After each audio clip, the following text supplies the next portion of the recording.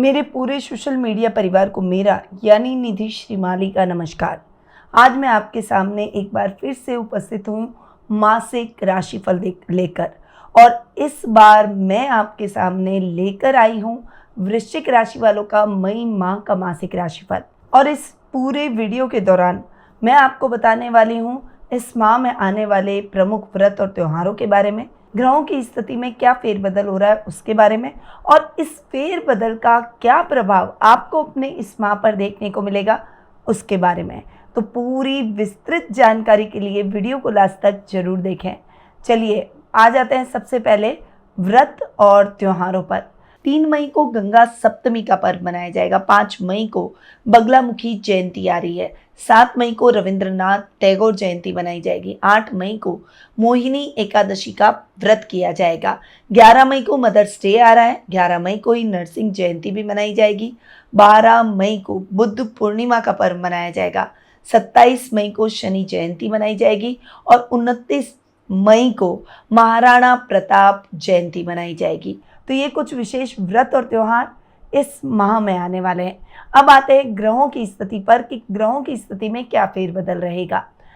सबसे पहले बात करते हैं ग्रहों के राजा सूर्य की, जो कि वर्तमान में अपनी उच्च की राशि मेष में विराजमान है और 15 मई को वे अपनी समराशि वृषभ में प्रवेश कर जाएंगे। बुध ग्रह की बात करें तो पूरे माह में 2 बार बुध राशि परिवर्तन करेंगे। वर्तमान में बुध अपनी नीच की राशि मीन में विराजमान है। 7 मई को अपनी मित्र राशि मेष में प्रवेश करेंगे। 23 मई को पुनः राशि परिवर्तन कर अति मित्र राशि वृषभ में प्रवेश कर जाएंगे। मंगल ग्रह जो कि आपके राशि स्वामी है, वे इस पूरे माह अपनी नीच की राशि कर्क में विराजमान रहेंगे।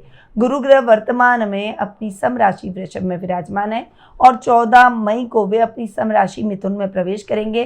साल का दूसरा सबसे बड़ा राशि परिवर्तन गुरु का रहने वाला है और ये बहुत ही इंपॉर्टेंट है। सभी राशियों पर गुरु बहुत ही गहरा प्रभाव डालते हैं। यदि आप जानना चाहते हैं कि आपकी राशि पर गुरु के राशि परिवर्तन का क्या प्रभाव देखने को मिलेगा, तो गुरु के राशि परिवर्तन की वीडियोस ऑलरेडी मैं अपने इस चैनल पर अपलोड कर चुकी हूँ, जिसे आप प्लेलिस्ट में जाकर देख सकते हैं। और इस वीडियो के नीचे जो डिस्क्रिप्शन है उसमें भी उसके लिंक दिए गए, वहाँ क्लिक करके भी गुरु से संबंधित राशि परिवर्तन की जानकारी आप प्राप्त कर सकते हैं। ये जानकारी अच्छी लगे तो दूसरे लोगों को भी आपको इसे जरूर शेयर करना है। अब आते हैं शुक्र पर, जो कि वर्तमान में अपनी उच्च की राशि मीन में विराजमान है और इस माह की लास्ट तारीख को यानी 31 मई को शुक्र राशि परिवर्तन कर अपनी मित्र राशि मेष में प्रवेश कर जाएंगे। शनि ग्रह इस पूरे माह अपनी मित्र राशि मीन में ही विराजमान रहेंगे। राहु और केतु अपनी सम राशियां मीन और कन्या में विराजमान है। गुरु के 4 दिन बाद यानी 19 मई को ही राहु और केतु भी राशि परिवर्तन करेंगे। राहु कुंभ राशि में स्वग्रही होकर विराजमान होंगे और केतु सिंह राशि में, जो कि उनकी सम राशि है, उसमें विराजमान होंगे। ये राशि परिवर्तन भी बहुत ही इंपॉर्टेंट है। राहु और केतु छाया ग्रह होकर भी हमारे जीवन पर बहुत गहरा प्रभाव डालते हैं और लगभग गोचर में एक राशि में 18 महीने विराजमान रहते हैं। तो आप अगर राहु और केतु से संबंधित वीडियोस की जानकारी प्राप्त करना चाहते हैं तो वो मैं जल्दी अपलोड करने वाली हूँ।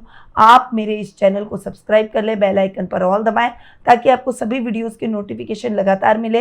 राहु और केतु से संबंधित वीडियोस प्लेलिस्ट में जाकर आप देख पाएंगे। जैसे जैसे वीडियो अपलोड होंगे प्लेलिस्ट में हम डालते चले जाएंगे। चलिए आगे बढ़ते हैं और आ जाते हैं वृश्चिक राशि के मई माह के मासिक राशिफल पर। और सबसे पहले मैं आपको बता दूं कि ये जो मैं आपको राशिफल देती हूँ ये चंद्र गणनाओं पर आधारित है।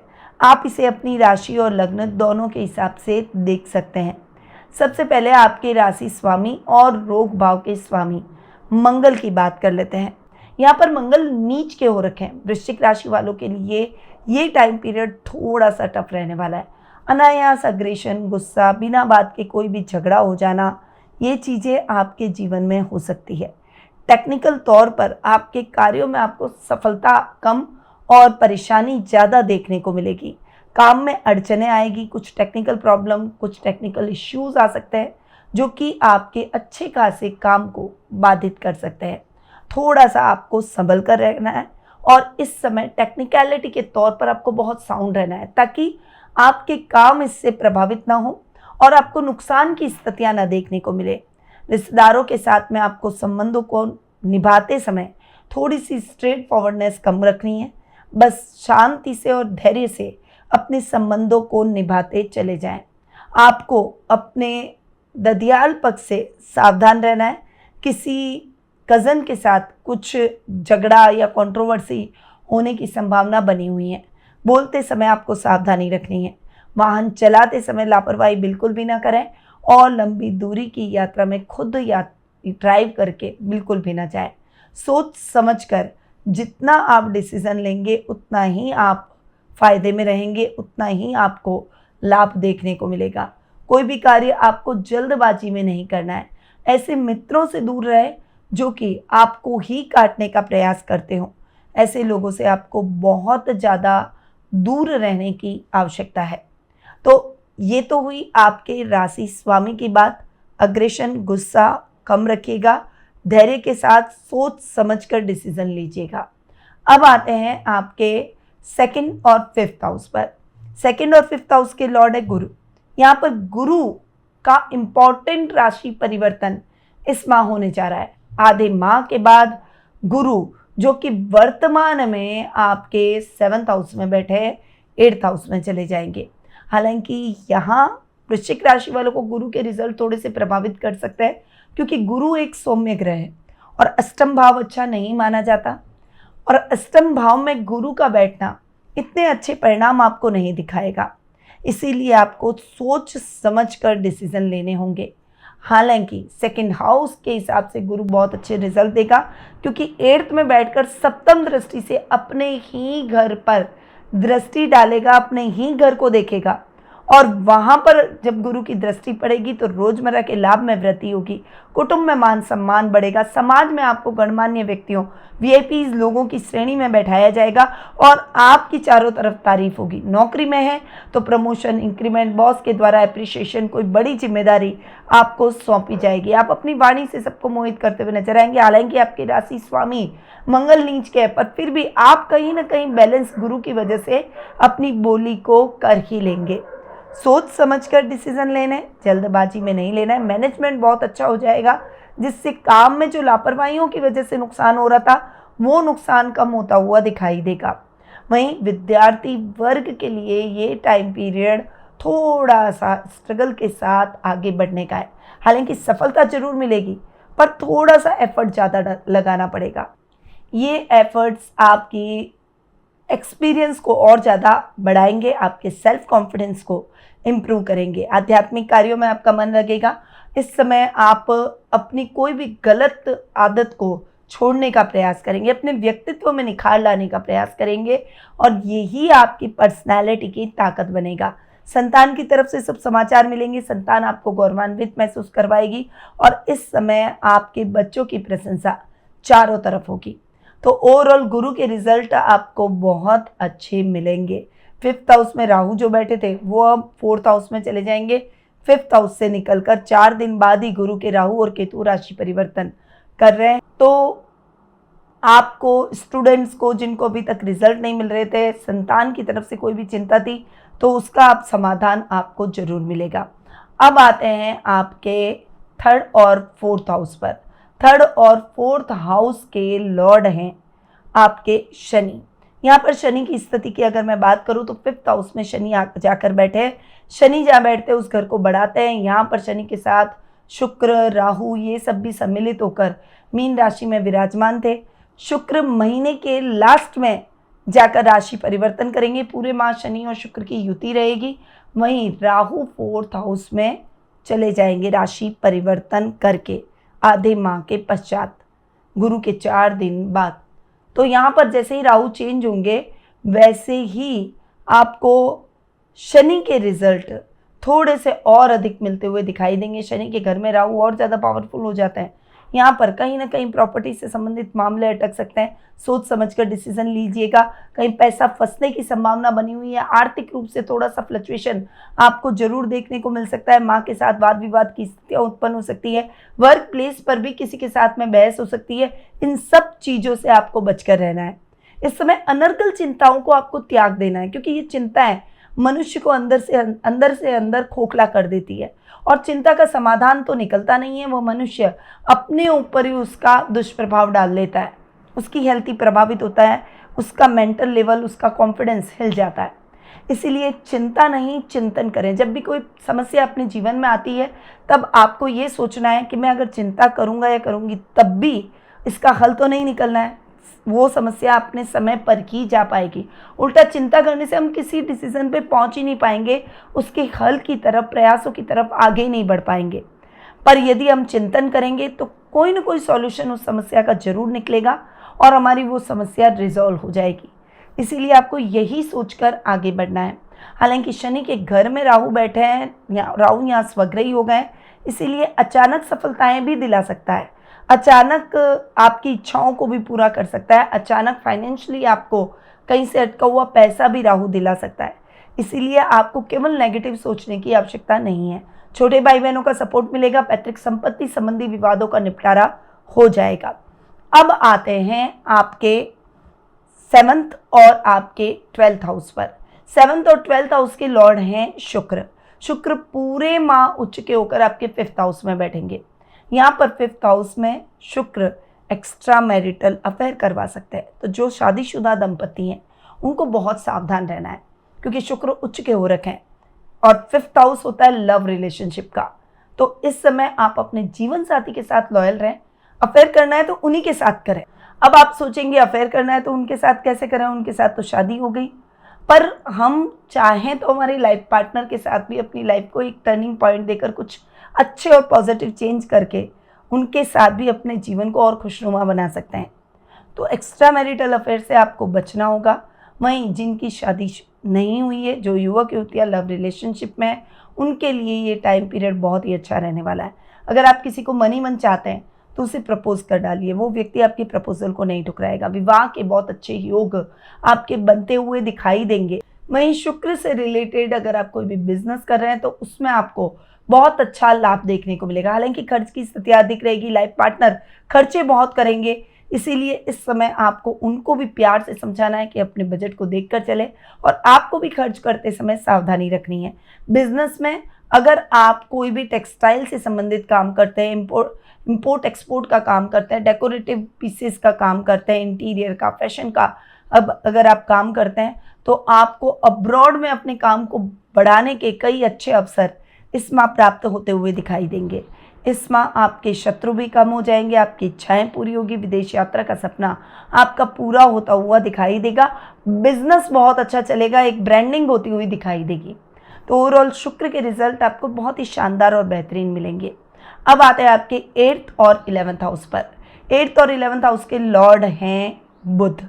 यहाँ पर बुध की स्थिति पर आते हैं। बुध माह में 2 बार राशि परिवर्तन कर रहे हैं। 7 मई से 23 मई तक बुध रहेंगे आपके रोग भाव में और उसके बाद बुध आपके 7th हाउस में चले जाएंगे। जब बुध रोग भाव में बैठेंगे तो अष्टम भाव का स्वामी अगर रोग में बैठे तो वो अच्छे रिजल्ट देता है।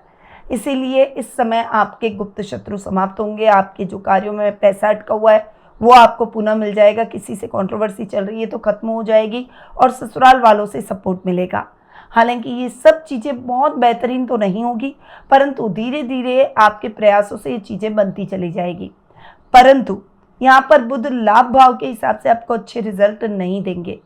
आप जो भी कार्य करें उसमें आपको निवेश करते समय सावधानी रखनी है। योजना बनाकर अपने कार्यों को करें, किसी भी काम में लापरवाही नहीं करनी है।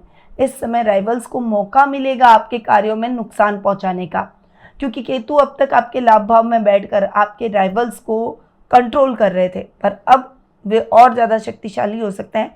केतु आ जाएंगे 10th हाउस में। हालांकि वो कोई भी किसी भी तरह के लीगल कार्यों में आपको असफलताएं नहीं दिलाएंगे, पर फिर भी थोड़ा सा एक मटेरियलिस्टिक चीज़ों से एक थोड़ा डिटैचमेंट हो जाना, कुछ जगह चेंज होने के चांसेस बनना, इस तरह की चीज़ें हो सकती है। अगर आप जॉब कर रहे हैं तो प्लेसमेंट होने की चांसेस बन सकती है, प्लेस चेंज होने के चांसेस बन सकते हैं।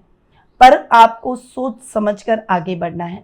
कोई भी कार्य जल्दबाजी में आपको नहीं करना है और निर्णय लेते समय सावधानी रखें। अब आते हैं आपके 9th हाउस पर।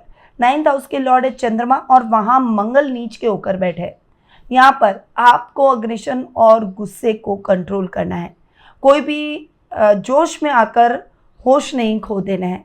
कोई भी ऐसा कार्य न करें जिससे आपके पेरेंट्स, आपके सर्कल वाले, आपके परिवार वाले, रिश्तेदार आपके प्रति थोड़ा सा डिसअपॉइंटमेंट उनको हो जाए, ऐसा कार्य बिल्कुल भी ना करें। सामाजिक कार्यक्रमों में आपकी भागीदारी बढ़ेगी। यात्राएं करते समय थोड़ी सी सावधानी रखनी होगी। अब पहले आप अपने अधूरे पड़े हुए कार्यों को पूरा करेंगे, तभी आप नए कार्यों की शुरुआत करें, वरना आपके अधूरे पड़े हुए कार्यों की लिस्ट लंबी हो जाएगी। वहीं टेक्निकल फील्ड से जुड़े हुए लोगों को थोड़ा सा स्ट्रगल करना पड़ सकता है, धैर्य बनाए रखें। अब आते हैं आपके 10th हाउस पर। 10th हाउस के लॉर्ड है सूर्य। यहाँ पर सूर्य की बात करूँ तो सूर्य आधे माह तक तो उच्च के और उसके बाद आपके 7th हाउस में जाकर विराजमान होंगे। पहले 6th हाउस में बैठेंगे और 6th हाउस में उच्च के होकर बैठेंगे, तो सूर्य के रिजल्ट भी आपको बहुत अच्छे मिलेंगे आधे महीने। उसके बाद 7th में चले जाएंगे, तब भी रिजल्ट अच्छे मिलेंगे, क्योंकि सूर्य केंद्र में चले जाएंगे और कर्म भाव का स्वामी अपने से 10वें जाकर बैठेगा। तो दोनों ही परिस्थितियों में सूर्य आपको बहुत ही पॉजिटिव रिजल्ट देंगे। जो गवर्नमेंट जॉब से जुड़े हुए हैं उनको मनचाही ट्रांसफ़र मिलेगी। वहीं अधिकारियों का साथ और सहयोग मिलेगा। इंक्रीमेंट और प्रमोशन के योग बनेंगे। पिता से बहुत अच्छा मार्गदर्शन मिलेगा। वहीं पिता से कोई डिस्प्यूट चल रहे थे तो वो खत्म हो जाएंगे। इस समय आप जो भी काम अपने हाथ में लेंगे उसमें आपका डेडिकेशन देखने लायक रहेगा और उस काम में आपको विशेष सफलता भी देखने को मिलेगी। कठिनाइयाँ जरूर आएगी, पर हौसले बुलंद रहेंगे और हौसलों के दम पर आप कठिनाइयों को सफलताओं में बदल देंगे। तो ये है वृश्चिक राशि वालों का मई माह का मासिक राशिफल। अब गुरु और राहु केतु से संबंधित उपाय आपको उनके वीडियोस में जो राशि परिवर्तन के मैंने अलग से दे दिए है, वहाँ जाकर आप देख सकते हैं। अब इस माह करने वाले कुछ विशेष उपायों के बारे में जान लेते हैं। श्री यंत्र को घर में आपको स्थापित करना चाहिए। अगर आपके घर में कोई भी व्यक्ति लंबे समय से बीमार है और घर के लोगों को बार बार किसी दुर्घटना का सामना करना पड़ रहा है, तो आपको मोहिनी एकादशी के दिन राम रक्षा स्तोत्र का पाठ करना चाहिए। लाल मसूर की दाल का दान आप शनिवार के दिन, शनि जयंती के दिन जरूर करें। मंगलवार के दिन एक नारियल लें और उसे अपने सिर से 7 बार घुमाकर हनुमान जी के मंदिर में रखाएं। और मंगलवार के दिन सुबह गाय को रोटी देना आपके लिए बहुत ही शुभ रहेगा। तो ये कुछ विशेष उपाय हैं जो कि इस माह में आने वाले हैं।